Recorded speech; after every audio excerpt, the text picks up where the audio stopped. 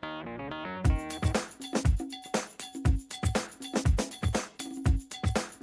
are allowed for the following operations. Protection plans are allowed to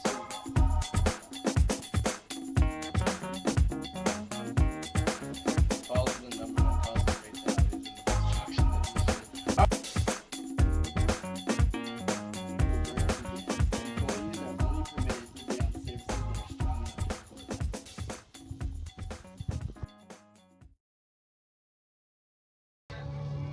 them. Joe is standing on an unsafe chair, hammering in a nail, not paying attention because of the background music.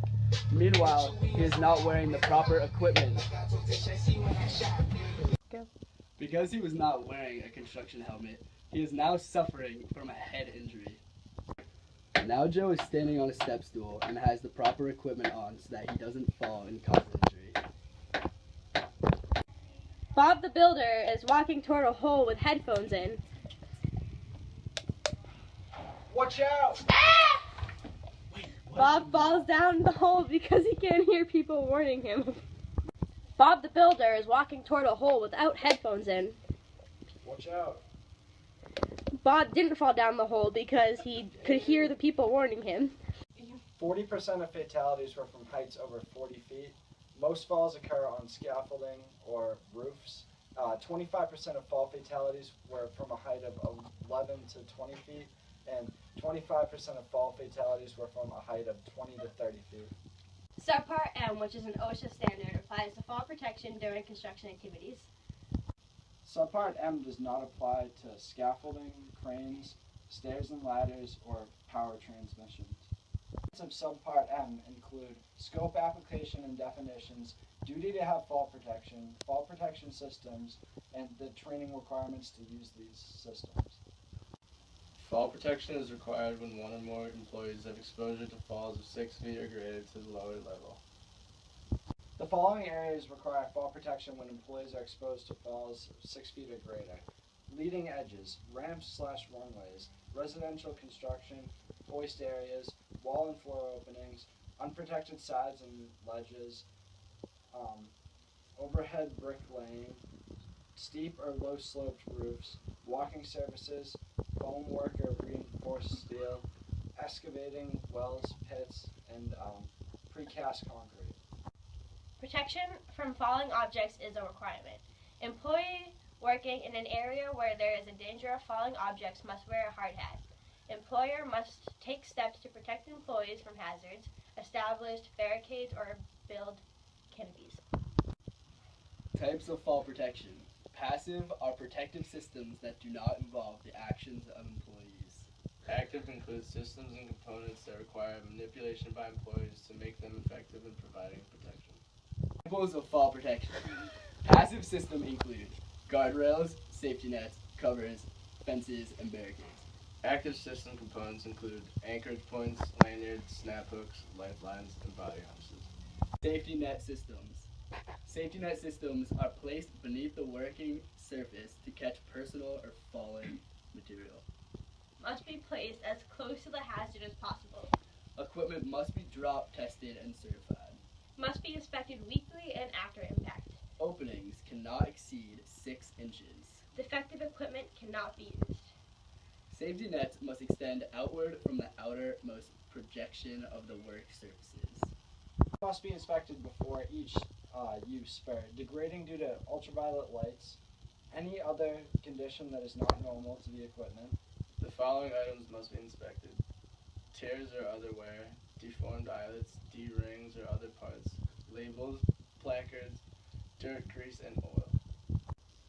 Lanyards connect the harness to the anchor point.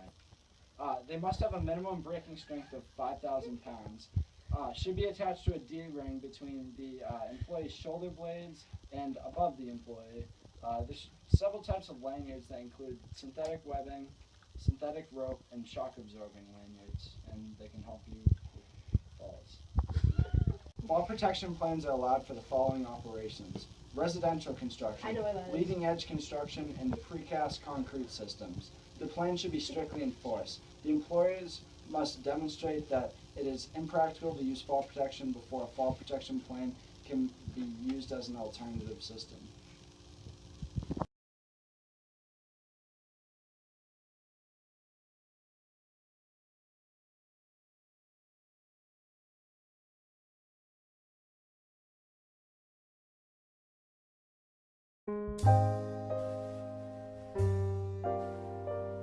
Fall protection plans are allowed for the following operations: residential construction, leading edge construction, precast concrete correction.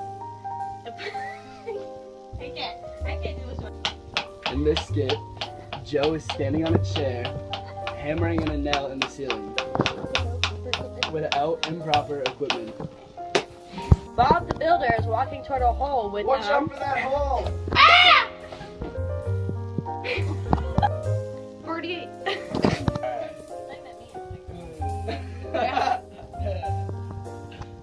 Part M Which applies is an to. OSHA standard.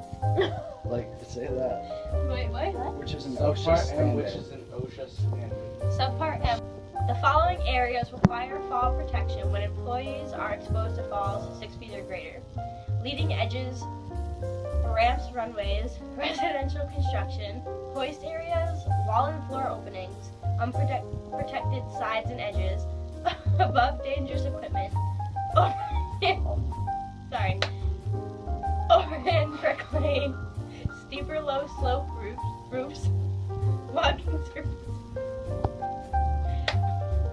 Okay. Examples of fall protection. Passive system includes guardrails, safety nets, covers, fences, and barricades. Don't put that. I don't want that in there. Examples of fall protection. Passive system include guardrails, safety nets, covers, fences, and barricades. Active system components. Personal fall arrest system. You got it. Placed beneath the working surface. You're gonna say fall safety net system. Like big enough, no fucking. Safety net systems. The safety net system is placed beneath the working surface to catch personal or falling material. Must be placed as close to the hazard as possible. Equipment must be dropped, tested, and certified. Must be inspected weekly and after impact. Openings cannot exceed 6 inches. Effective equipment cannot be used. Systems consist of either nylon or polyester, and the best system will encompass the entire body. Body belts cannot be used for fall protection. A full body harness will evenly distribute weight across the waist. Lanyards connect to the harness to the anchor point. There must be a minimum braking. Harness systems consist of either nylon or polyester, and the best system encompasses the entire. Fuck, this is the